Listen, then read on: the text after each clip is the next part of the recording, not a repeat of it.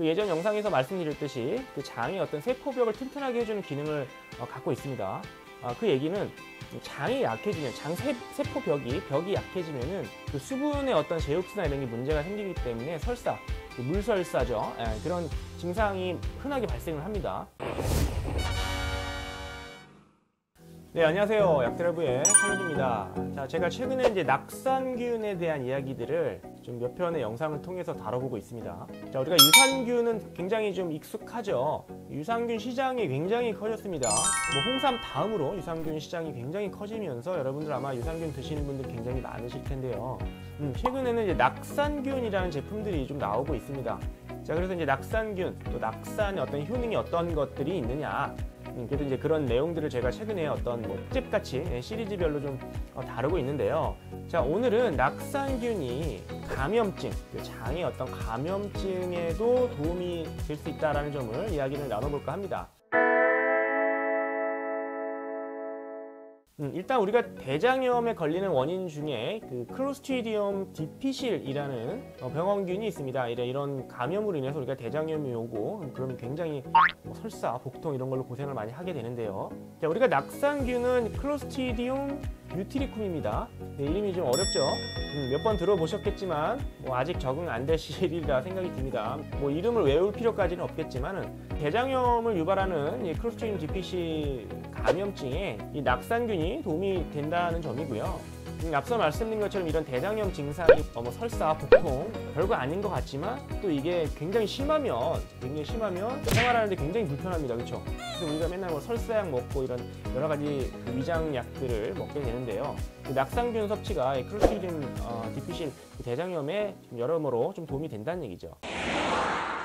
예전 영상에서 말씀드렸듯이 장의 어떤 세포벽을 튼튼하게 해주는 기능을 갖고 있습니다. 그 얘기는 장이 약해지면, 세포벽이 약해지면은 그 수분의 어떤 제흡수나 이런 게 문제가 생기기 때문에 설사, 물설사죠. 그런 증상이 흔하게 발생을 합니다. 장내 환경이 바뀌면서 장내 세포벽이 좀 약해지면 그런 이제 물의 제흡수가 안 되면서 설사가 심하게 발생을 하는 거죠. 자, 이럴 때 낙산균은 세포를 튼튼하게 해준다고 제가 말씀드렸죠. 장내 세포의 에너지원으로 쓰이기 때문에 낙산이 그런 기능을 한다는 얘기입니다. 그래서 벽이 튼튼해지면 그만큼 설사 증상이나 이런 그런 불편한 증상들이 개선이 될 수 있다는 얘기죠. 또 보통 이런 이제 세균성 감염이 생기면은 그런 병원균들이 독소를 내뿜습니다. 그래서 이런 독소로 인해서 우리가 장에 어떤 트러블들이 자극이 되니까 트러블들이 생기게 되는데, 이런 낙산균이 만들어낸 그 낙산들이 이런 독소를 좀 줄이는, 중화시키는 그런 작용이 좀 있기 때문에 증상을 좀 완화시킬 수 있다는 얘기고요. 자, 마지막으로 이제 낙산이 장내 어떤 면역 기능을 좀 증가시키는, 면역 기능을 좀 높이는 작용을 합니다. 그러니까 외부의 어떤 그런 병원균 침입을 한 거지 않습니까? 이를 이제 대응하기 위해서 면역 세포들이 활발하게 활성이 돼야지만 막을 수 있는데, 이때 이제 낙산균이 도움이 된다는 얘기죠. 자, 그래서 이런 크게 한 3가지 정도의 어떤 기전을 통해서 이 낙산균이 또는 낙산이 장에 이제 침입한 병원균을 좀 막아주는 그런 기능들, 그리고 이런 병원균에 의해서 발생한 여러 가지 증상들, 설사, 복통 이런 증상들을 완화시켜줄 수 있다라는 점을. 그리고 이제 날이 더워지지 않습니까? 우리가 이제 날이 더워지면 여러 가지 식중독, 장염 사고들이 많이 발생을 합니다. 그렇죠? 어디 급식소에서 먹은 학생들이 집단 감염이 돼서 설사와 복통을 호소했다. 그렇죠? 이런 기사들 우리가 이제 여름에 항상 접하게 되는데요.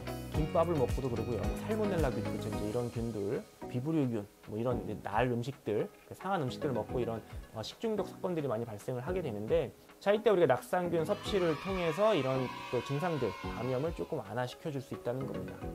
겨울철에는 우리가 이제 노로바이러스 감염이 좀 흔합니다. 그러니까 바이러스성 어떤 그런 장염이 흔하고, 이때 우리가 유산균을 먹으면 좀 도움이 될 수 있다. 그런 얘기를 제가 전 영상에서 한번 설명해 드린 적이 있습니다.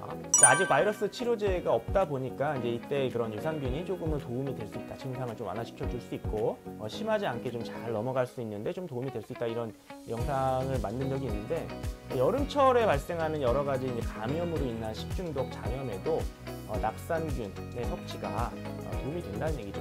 물론 유산 또한 병원균이나 유해균들을 좀 이렇게 줄이는, 그래서 이제 밸런스를 잘 맞춰주는 그런 기능도 있지만, 낙상균 또한 그런 어떤 장에 감염이 되는 그런 여러 가지 질환들에 있어서도 도움이 된다는 얘기입니다.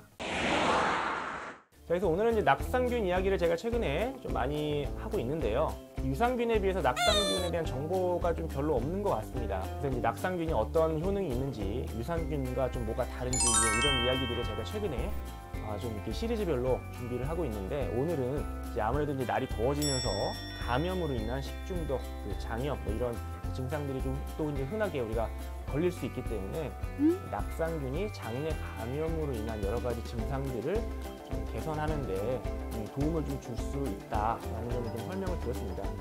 물론 이게 항생제만큼, 항생제 어떤 효능만큼 그 어떤 세균을 이렇게 빨리빨리 죽이는 그런 효과가 있는 것은 아니지만, 그러니까 장의 어떤 음식이나 이런 걸 통해서 우리가 접하게 되는 그런 감염을 좀 막아줄 수 있고, 또 이로 인해서 생기는 여러 가지 증상들, 뭐 설사, 복통 이런 이제 증상들을 좀 개선해 줄 수 있다, 또 완화시켜 줄 수 있다. 그러니까 똑같이 먹어도 낙상균 섭취를 통해서 조금 이제 부드럽게 잘 넘길 수 있다. 뭐 이렇게 생각하시면 좋을 것 같습니다. 오늘 이제 낙상균과 어떤 장내 감염증 이야기를 좀 나눠봤고요. 날이 더워지니만큼 아무래도 뭐 이제 음식 관리 잘 하셔야겠죠. 식재료 관리나 이런 거 뭐 잘 하셔야겠고, 또 개인 위생도 중요하죠. 뭐 그럼에도 불구하고 사실 본의 아니게 또 걸릴 수가 있는데, 이때 이 낙상균 섭취를 통해서 이런 것들을 좀 예방할 수 있다. 아무쪼록 건강한 여름 나셨으면 좋겠습니다. 감사합니다.